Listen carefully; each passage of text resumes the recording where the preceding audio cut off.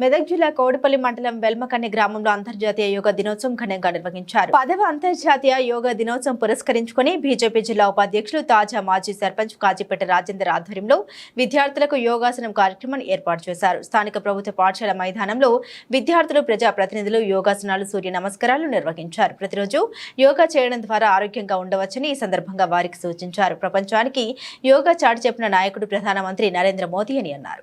భారతదేశానికి నరేంద్ర మోడీ గారు ప్రధాని అయిన తర్వాత ఇప్పటికి 10వ అంతర్జాతీయ యోగా దినోత్సవం జరుపుకుంటారు.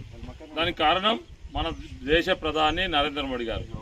అయితే మన నిత్య జీవితంలో ప్రతిరోజు మనం యోగాసనాలు చేసినట్టయితే, సూర్య నమస్కారాలు చేసినట్టయితే మనం ఆరోగ్యంగా ఉంటాం, మన మేధస్సు కూడా పెరుగుతుంది నిజమా.